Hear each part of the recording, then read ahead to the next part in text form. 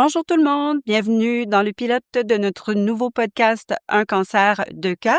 Je vous présente maintenant celui qui va m'accompagner, conjoint de tous les jours, Michel. Bonjour tout le monde, bienvenue ici dans ce nouveau podcast qu'on va lancer avec ma conjointe. C'est la douce voix que vous venez d'entendre, Isa. Sa vie ne se résume pas seulement à avoir le cancer, c'est une femme magnifique, mais nous allons parler de ça et traiter de ce sujet et surtout du cancer au sein d'un couple, comment le traiter. On aura beaucoup de choses à partager avec vous, mais avant tout ça, un petit jingle.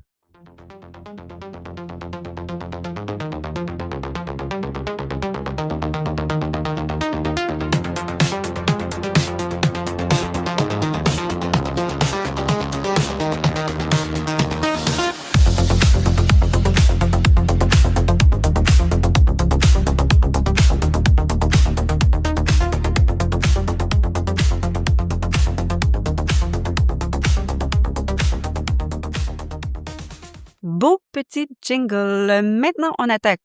Pourquoi ce podcast? Eh bien, c'est pour aider, éclairer tous ceux qui, comme moi, ont eu un diagnostic de cancer. Pour ma part, c'était un cancer du sein, mais on peut parler ici de toutes les sortes de cancers, sans indiscrétion, sans...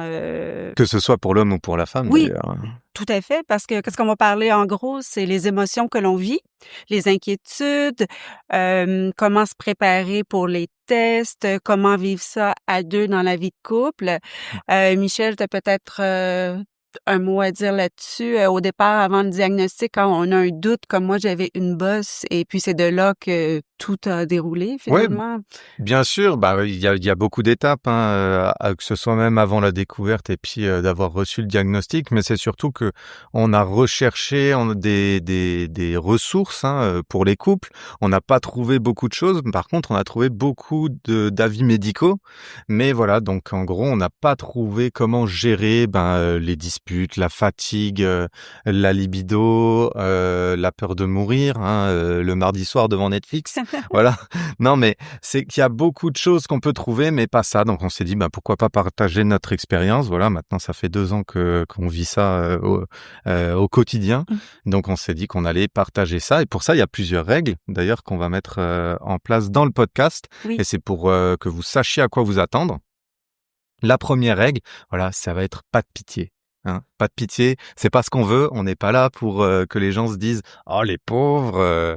Voilà, on veut que les gens se disent oh eux aussi vivent ça, Oui. ou eux ils vivent ça et ils arrivent à le surmonter. Donc ça ce serait la première règle. Oui, parce Ça que te va? oui, ça me va parce que surtout au départ, quand on a le diagnostic du cancer, je me souviens très, très bien, je ne voulais pas en parler à personne parce que je ne voulais pas être étiquetée avec le mot cancer en plein front, que tous les gens ne voient que ça. Exactement. Règle numéro 2, le sexe n'est pas un tabou. Ouais, c'est Oui. moi qui annonce ça en plus, donc ça fait un peu prétentieux. Mais voilà, c'est pour dire, est-ce que, d'ailleurs, toi Isa, est-ce que ça te fait peur qu'on parle un peu de ton corps publiquement? C'est une chose qu'il faut qu'on Non, te pose la question. non, pas du tout, parce que Voilà. je trouve que ça va pouvoir aider d'autres personnes. D'autres personnes vont pouvoir se reconnaître aussi à travers ce que moi j'ai vécu. Donc, c'est un partage. Impeccable. Et la 3e règle, ça va être qu'on rit. Oui. Il faut rire.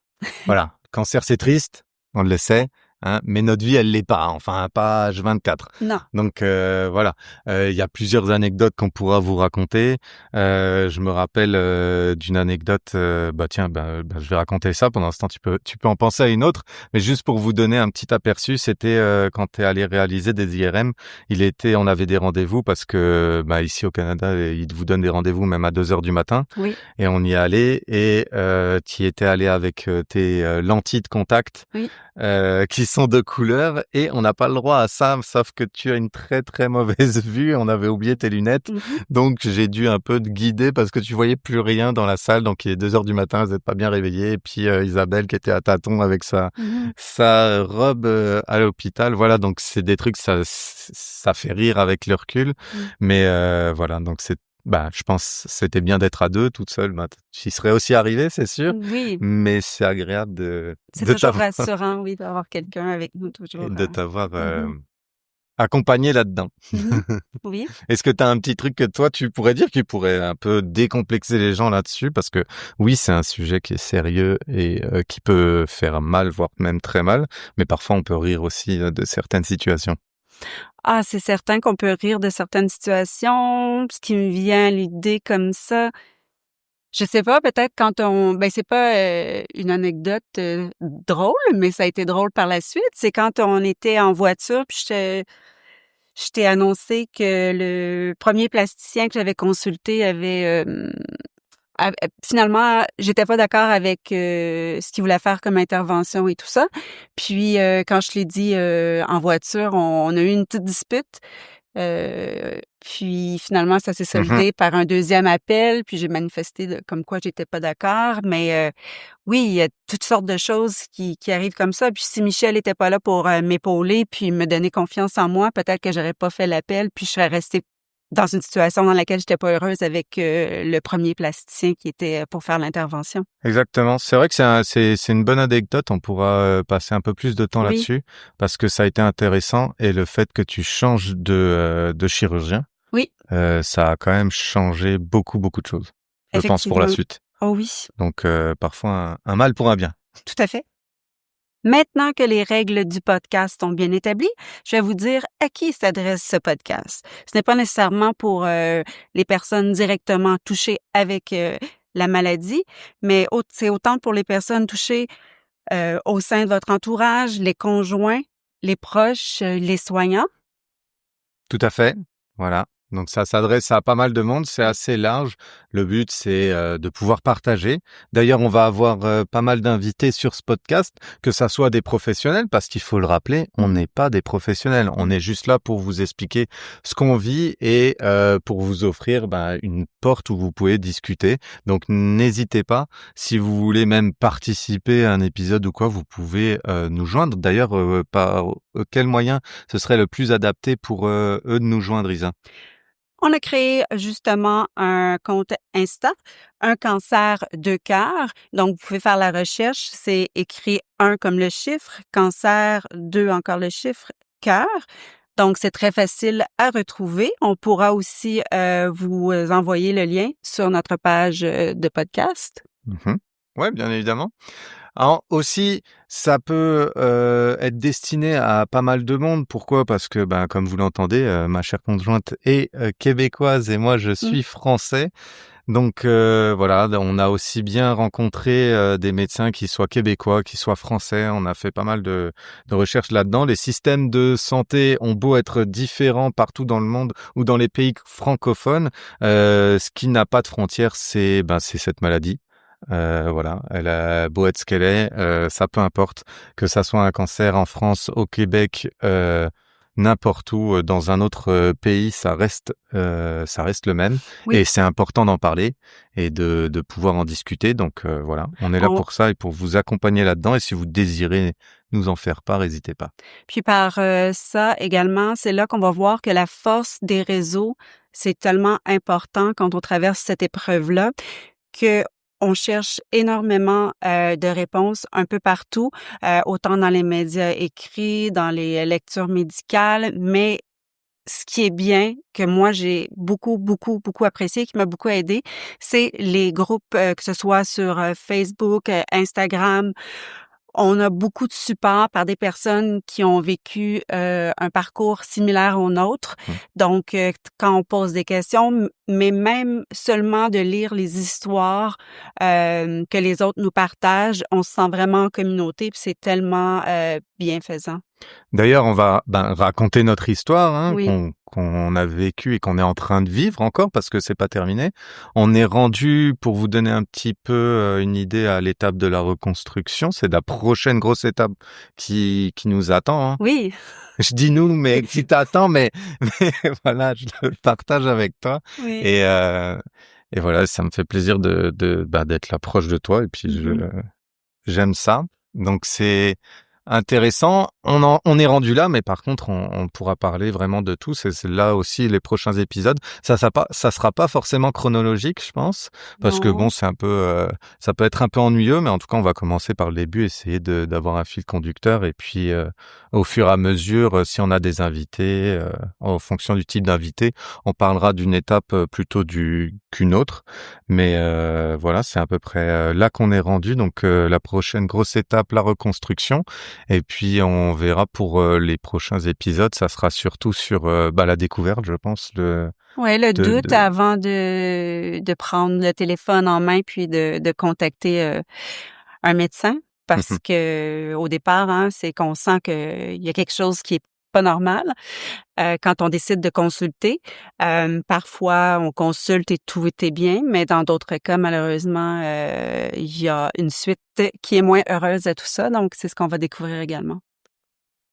Avant de conclure ce podcast, moi j'avais 3 questions pour toi.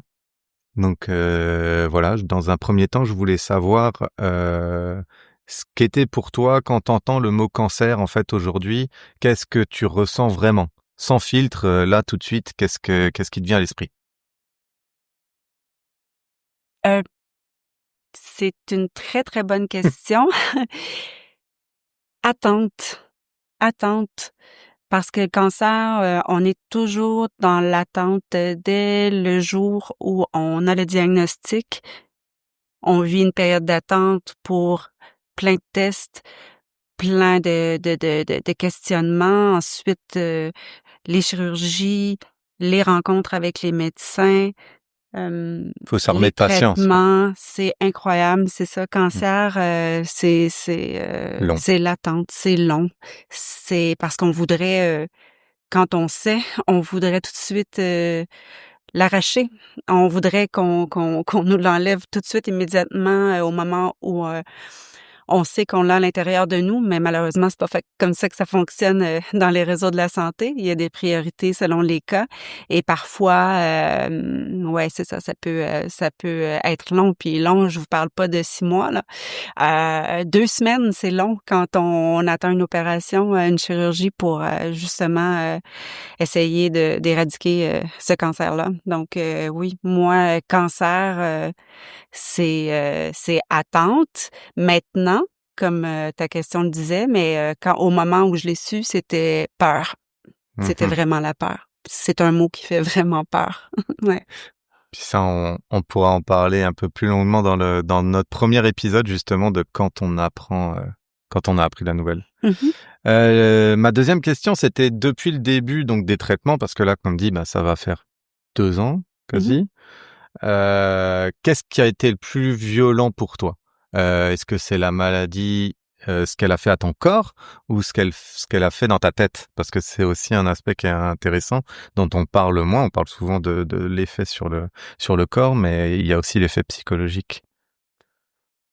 Je crois que, par les complications que moi j'ai eues, donc j'ai parlé pour mon cas à moi, j'ai eu énormément de douleurs parce que j'ai eu des complications, au niveau, chirurgical. Mais ce qui m'a vraiment, éreintée, c'était, vraiment l'isolement. On a un cancer, on perd notre vie professionnelle. Mmh. Heu, on s'isole, on est à la maison, on voit, très rarement nos amis parce que on n'a pas l'énergie, on fait moins de sport parce que justement on est en traitement, on est très, très fatigué, ce qui nous empêche de faire, les sports qu'on pratiquait, avant ou de faire les activités, qu'importe, d'une vie sociale normale. Mmh. Mmh. La solitude. Eh bien Ah, voilà, solitude, oui. vous n'êtes plus seul. Tu sais que on a regardé Le Père Noël est une ordure, il y a pas si longtemps, donc voilà. Oui. C'était Thierry Lhermitte pour ceux qui l'avaient reconnu. Dernière petite question, si tu pouvais dire en une seule vérité crue, sur le cancer dans un couple, évidemment, voilà, un truc dont personne parle, voilà, ça serait quoi? Parce qu'on est aussi là pour, parler des choses dont on parle pas. La Et honte.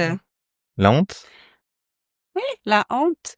La honte, la gêne, moi j'ai toujours été, bien dans mon corps, toujours en confiance, dans mon corps Et T'as honte de moi dans ton couple, c'est ça? non! Je t'ai demandé dans le couple, tu me dis la honte? Ben oui, la honte face à mon corps Ah, d'accord, à excuse-moi, travers tes j'avais yeux OK. parce que on aura à Ouais. dire ce qu'on voudra. Quand on a un corps qui est mutilé par une chirurgie, dans mon cas, c'était une mastectomie totale, on se reconnaît pas nous-mêmes, on se voit dans le miroir, c'est un choc chaque fois qu'on se regarde, dans le miroir. Puis d'accepter que le regard de l'autre se pose sur nous, c'est extrêmement difficile. Puis moi, ça a pris quand même un certain temps avant que je dénude mes seins devant Michel parce que c'était trop difficile pour moi et je pouvais pas imaginer ce que c'était pour lui de voir ça un jour à un moment où je serais prête. Mais ouais, J'ai pas vu de différence. Pas de t'es trop gentil. J'en vois toujours pas. Ouais, c'est ça. Toujours aussi belle. Ben oui. Moi aussi, j'ai une question. Qu'est-ce que t'aimes le plus encore chez nous deux aujourd'hui, comparativement à avant le cancer? Je dirais la complicité. Le fait que on passe, de ce fait beaucoup plus de temps ensemble. Mmh. Ça forcément. Parce que, t'es souvent là, souvent à mes côtés, puis on fait beaucoup de choses ensemble, que ce soit les rendez-vous à l'hôpital, comme je l'avais évoqué même la nuit, ça c'est assez particulier, d'autres choses et puis voilà, c'est vraiment ça. La complicité qui s'est installée, ça c'est une bonne chose. Je dis pas qu'elle aurait pas pu arriver sans ça, mais en tout cas c'est sûr que ça rapproche et puis on fait tomber pas mal de barrières. Ah oui, ça nous met à nu, hein, C'est le cas de le dire, mais voilà. Donc oui, c'est assez spécial. Tout ce qui est drain, tout ça, je pense que ça c'était aussi assez spécial. Moi, je suis pas fan de tout ce qui est médecine, chirurgie, et puis tous les documentaires que tu regardes, les informations. Quand je vois ça à la télé, je fais waouh. Mais c'est intéressant. Voilà. Donc j'aime beaucoup ça. Ouais, si je devais choisir, ça serait ça. Pas trop, je me suis toujours posé la question dans le sens que souvent tu viens luncher ici, Oui. quand les jours où tu travailles, puis souvent je suis au lit. Tu dois dire toujours: «Ah, elle est encore au lit, ça a pas de sens. Pourquoi? Pourquoi être autant fatiguée?» Non? Non, pas du tout. Je Ça suis jaloux. t'énerve pas? Parce que parfois j'irais bien me recoucher. Non, je rigole. Non, pas du tout. Pas du tout. Je me dis, c'est absolument pas du reproche qui vient, mais c'est plus de la compassion dans le sens où je me dis, mince, elle est fatiguée et je suis désolé pour toi parce que je me dis parce que clairement dormir autant, c'est forcément du traitement parce que je t'ai connu avant et avec le traitement et forcément je vois la différence et il y a des jours quand on dort 20 heures par jour, j'avoue quand on est au Oh non, lit mais qu'on pas n'arrive tant, pas. c'est parce que Non moi je non fais de mais l'insomnie à cause des non traitements, mais de la nuit, je veux dire ça comme ça, c'est qu'il y a un problème, c'est que Oui. c'est pas toi qui le décide et qui le veut. Voilà, on essaye de faire beaucoup d'activités, on continue, hein, on a toujours continué, que ce soit du sport en extérieur, en intérieur, Oui. de la rando, du ski, du vélo, du roller. Voilà, ça aussi, je pense qu'on parlera pas mal de sport. Mais non, en aucun cas, c'est du jugement et je me dis, mon Dieu, quelle est fainéante. Non, ça me traverse même pas l'esprit, c'est plus, comme je dis, de la compassion en me disant... pauvre elle parce que Non, c'est on pas veut évident. pas de Mais pauvre non, elle. oui, mais je suis Non? désolé, mais parfois ça me passe, je me dis mince, il est 13h et puis je suis encore au lit, ça m'embête pour toi. Voilà, ça Mmh. me fait parfois de la peine. Bien Mais reçu. Bien reçu. impeccable. Sur ce, on va clôturer ce pilote, mais on se retrouve bientôt dans Un cancer de cœur, d'ici une semaine même. Et pour terminer l'épisode, comme à chaque fois, ce sera Isa. Oui, bien, la glace est brisée. J'étais nerveuse parce que pour moi, c'est la première fois que je participe à un podcast. Donc, pour rappel, ici, on a un cancer, mais on reste 2 cœurs à le combattre. Donc, prenez soin de vous. À plusieurs, on va s'en sortir. Bye bye!